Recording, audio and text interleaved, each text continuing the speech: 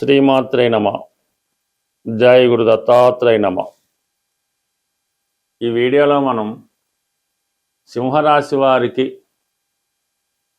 మే 16 నుంచి 31 మధ్యలో జరగబోయే పక్ష ఫలితాలు తెలుసుకుందాం.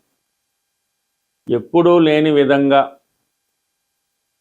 మన సింహరాశి వారికి అద్భుతమైనటువంటి ధనయోగాలు ఏర్పడడం జరిగింది. ఈ ధనయోగం ఈ నెల చివరి వరకు మాత్రమే ఉండడం జరుగుతుంది. మరి కొద్ది రోజులుగా అష్టమ శనితో పాటు అష్టమ కుజ ప్రభావం వల్ల చాలా ఇబ్బందుల్ని, నష్టాల్ని, ప్రమాదాల్ని ఎదుర్కోవడం జరిగింది మన సింహరాశి వారు. మరి కుజుడు ప్రస్తుతం అష్టమం నుంచి భాగ్యంలో ప్రవేశించడం, మరి స్వక్షేత్రగతుడై ఉండడం వల్ల మరి సహజంగా సింహరాశి వారికి రవి కన్నా కుజుడు బలంగా ఉండాలి జాతకంలో. అప్పుడే కార్యసాధన, అనుకున్న లక్ష్యాన్ని చేరుకోవడం, పోరాడే ప్రతిమ ఇవన్నీ రావడం జరుగుతుంది. మరి కుజుడు భాగ్యస్థానంలోకి రావడంతో మీ యొక్క ప్రాధాన్యత, నైపుణ్యం పెరుగుతుంది. అటు స్థిరాస్తి వ్యాపారంలో ఉన్నా, టెక్నికల్ రంగంలో ఉన్నా, రాజకీయ రంగంలో ఉన్నా ఆటోమేటిక్గా మీ ప్రాధాన్యత పెరుగుతుంది. మీ సహచరులు కానీ, మీ కింద పనిచేస్తున్న వాళ్ళు కానీ కంప్లీట్గా మీ కంట్రోల్లోకి రావడం జరుగుతుంటుంది. ఇక ప్రధానంగా మరి దశమ స్థానంలో రవి, ఇంచుమించుగా ఈ పక్షం అంతా రాష్ట్రాధిపతి రవి దిగ్బలుడై ఉండడం వల్ల మీరు ఏ రంగంలో వృత్తిలో ఉన్నా, స్వతంత్ర వృత్తిలో ఉన్నా మీ ప్రాధాన్యత పెరుగుతుంది. వృత్తిలో చాలా డిసిప్లిన్గా, చాలా స్ట్రిక్ట్గా ఉంటారు. ప్రభుత్వ ఉద్యోగులకి మరింత బాధ్యత పెరుగుతుంది. ఉద్యోగపరంగా త్వరలో మీకు ఒక ప్రమోషన్ లాంటిది వచ్చే అవకాశం ఉంటుంది.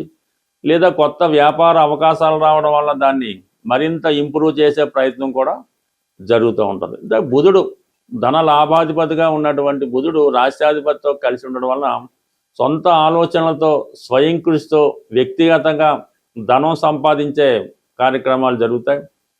మీరు ప్రభుత్వ రుణం కోసం ప్రయత్నం చేస్తున్నా, ఏదైనా పెద్ద మొత్తంలో వ్యాపార అవసరాల కోసం, ధన సహకారం కోసం ఎదురు చూస్తున్నా అది ఈ సమయంలో మీకు సక్సెస్ అయ్యే అవకాశం ఉంది. మరొక ముఖ్యమైన విషయం ఏంటంటే, మీరు ఒక యాంగిల్లో ఒకరి దగ్గర కానీ, ఒకరి ద్వారా కానీ, ఒక బ్యాంక్ ద్వారా కానీ రుణం ప్రయత్నం చేస్తుంటే అది వేరొక సంస్థ ద్వారా కానీ, వేరొక బ్యాంక్ ద్వారా కానీ మీకు ఆ ఫైనాన్స్ సౌకర్యం, ధనలాభం జరిగే అవకాశం ఉంది. బట్ ఏదైనా మీకు ప్రస్తుతం దశమ లాభాధిపతుల మధ్య ఏర్పడిన పరివర్తన, అంటే లాభాధిపతి బుధుడు దశమంలో ఉంటే దశమాధిపతిగా ఉన్నటువంటి శుక్రుడు లాభంలో ఉన్నాడు. ఎప్పుడైతే శుక్రుడు లాభంలోకి వచ్చాడో మరి వృత్తిలో అభివృద్ధి కలుగుతూ ఉంటుంది. అటు సినిమా రంగంలో ఉన్న వాళ్ళకి, స్త్రీలకి అనుకూలత ఏర్పడుతుంది. ఒక అధికార హోదా కలిగినటువంటి స్త్రీ కానీ, ఒక బాగా పారిశ్రామిక రంగంలో స్థిరపడినటువంటి స్త్రీలు మీకు వృత్తిపరంగా సహకరించి వాళ్ళు మీకు మీ అభివృద్ధికి కారణమవుతూ మిమ్మల్ని ఏదో విధంగా మంచి మార్గం వైపు నడిపించే ప్రయత్నం జరుగుతూ ఉంటుంది. బట్ గురువు శుక్రుడు లాభస్థానంలో ఉన్నప్పుడు ఇది స్త్రీలకి, ఈ రాశిలో ఉన్నటువంటి స్త్రీలకి వ్యక్తిగతంగా మీ యొక్క స్థాయి, హోదా పెరుగుతూ ఉంటుంది. అలాగే ఇన్నాళ్ళుగా మీరు దేని కొరకైతే ఎదురు చూస్తున్నారో, ఒక రాజకీయ పదవ, ఒక సినిమాలో ఛాన్సా, ఒక ప్రొడ్యూసర్గానా, ఒక నిర్మాతగానా, లేదంటే ఏదైనా ఒక సంస్థ స్థాపిద్దామనా, అటువంటి వాటిలో మీకు ఏదైనా లైసెన్స్ రావడం కానీ, ఒక పదవి లభించడం కానీ, మిమ్మల్ని ఒక లీడర్గా ఎన్నుకొని మిమ్మల్ని ఒక హోదాలో నిలబెట్టే సూచనలు ఉన్నాయి. బట్ ఏదైనా ఈ సింహరాశి వారికి ప్రధాన గ్రహాలు చాలా అనుకూలంగా ఉండడం జరిగింది. బట్ ఏదైనా అష్టమ శని గతంలో కన్నా అంత ఇబ్బంది పెట్టే అవకాశం ఉండదు. ఎందుకంటే కుజుడితో కలిసి ఉన్నప్పుడు చాలా ఇబ్బందులు, ప్రమాదాలు, భయంకర సిచ్యువేషన్స్, టెన్షన్స్ కలగజేయడం జరిగింది. ఇప్పుడు ఆటోమేటిక్గా శని ఒక్కడే లాభస్థానంలో ఉంటూ అతి తొందరలో మరి 11వ స్థానంలో ఉన్నటువంటి గురువు వ్యయస్థానంలోకి మారడం జరుగుతుంది జూన్ 1వ తారీఖు నుంచి.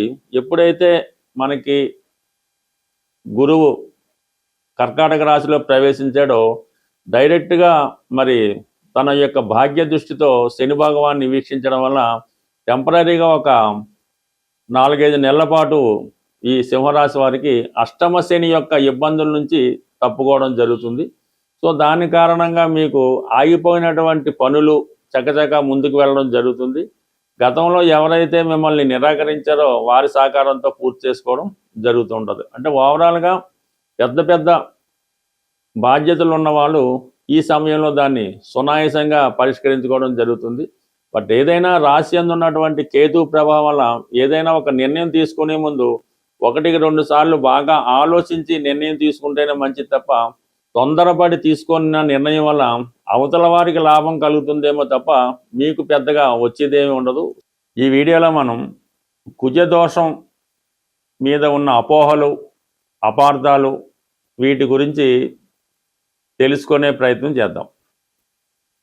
సాధారణంగా కుజదోషం అన్నది ఇంచుమించుగా ఒక 100 జాతకాలు పరిశీలిస్తే 90 జాతకాల్లో ఈ కుజదోషం ఉంటుంది. ఈ కుజదోషం అన్నది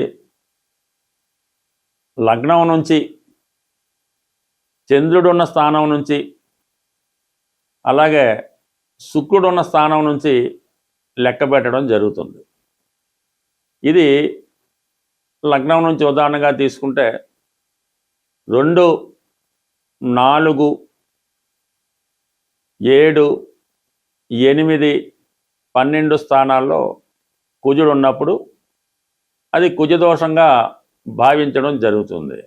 ఇలాగా లగ్నం నుంచి 2, 4, 7, 8, 12లో ఉన్న చంద్రుడి నుంచి 2, 4, 7, 8, 12లో ఉన్న శుక్రుడి నుంచి ఉన్న అది కుజదోషం అవుతుంది. అయితే 1వ స్థానంలో కుజుడు కొంతమంది కుజదోషం అని, కొంతమంది లేదని చెప్పడం జరిగింది. బట్ ఏదైనా కుజుడు 1వ స్థానంలో ఉన్నా కూడా అది కుజదోషంగానే పరిగణించవలసి ఉంటుంది.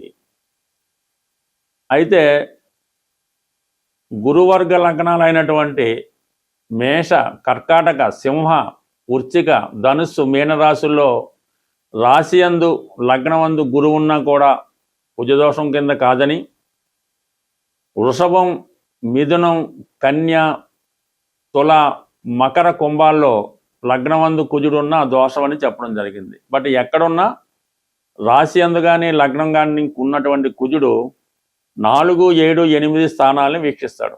ఇది సివియర్ కుజదోషంగా మనం భావించవలసి వస్తుంది. సో ఈ విధంగా పరిశీలించినప్పుడు ఇంచుమించుగా 100కి 90-95 జాతకాల్లో కుజదోషం ఉండడం జరుగుతుంది. బట్ ఇది కుజదోషం ఉన్నవాళ్ళు కుజదోషం ఉన్న వాళ్ళనే పెళ్లి చేసుకోవాలా అన్న విషయం ఒకటి ప్రచారంలో ఉండడం జరిగింది. కుజదోషం ఉన్న స్థానాల్లో వేరొక జాతకంలో ఈ స్థానాల్లో వేరే పాపగ్రహాలు ఉన్నా కూడా కుజదోషం న్యూట్రల్ అవుతుంది. అయితే ఇది వ్యాపార దీక్షతో గాను తెలిసో తెలియకో కొంతమంది చూస్తున్న ప్రతి జాతకంలో కూడా వాళ్ళు ఏదో 10th పాస్ అయింది అమ్మాయి, ఏ కోర్సులో చేర్పించాలి, లేదంటే అమ్మాయి ఇప్పుడే జన్మించింది, ఏ పేరు పెట్టుకోవాలి, లేదా అమ్మాయికి ఏదో కొద్దిగా హెల్త్ బాగాలేదు, ఎలా ఉంటుంది, ఏ జాతకం మన దగ్గరికి అమ్మాయి జాతకం వచ్చినా కూడా అసలు విషయం మానేసి ఈ అమ్మాయి కుజదోషం ఉంది, ఈ కుజదోషం ఉండడం వల్ల పెళ్ళి అవ్వదు, లేదంటే ఇంకొక ప్రాబ్లం అది వస్తుంది, లేదంటే లవ్ అఫేర్ ఉంటుంది, ఈ విధంగా జాతకుడు చెప్పి దాని పరిహారం చేయించడం జరుగుతూ ఉంది. అది తెలియక కూడా కావచ్చు.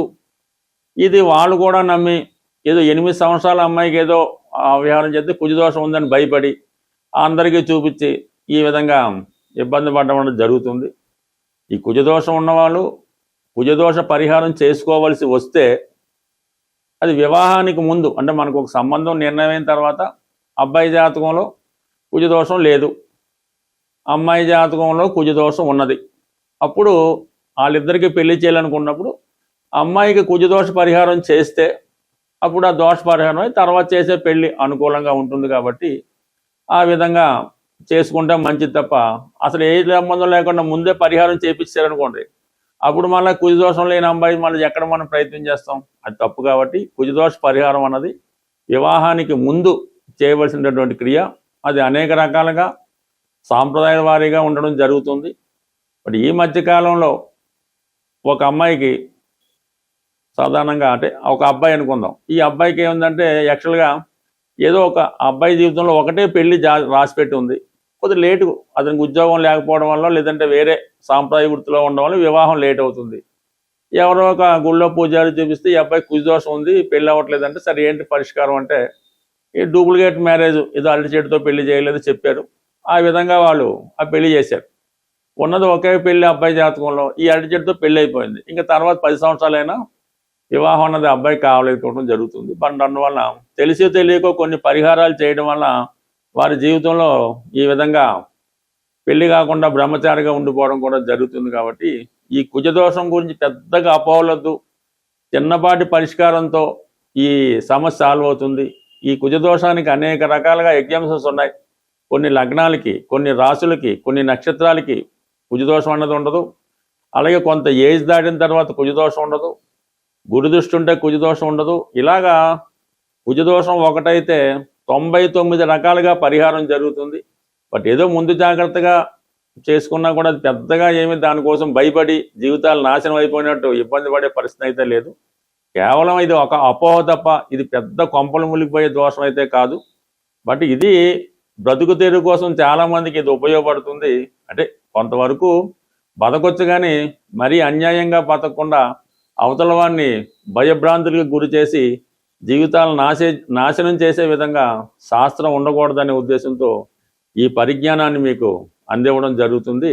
బట్ ఇంకా అనేక శాస్త్రం, అనేక డెప్త్ ఉంది.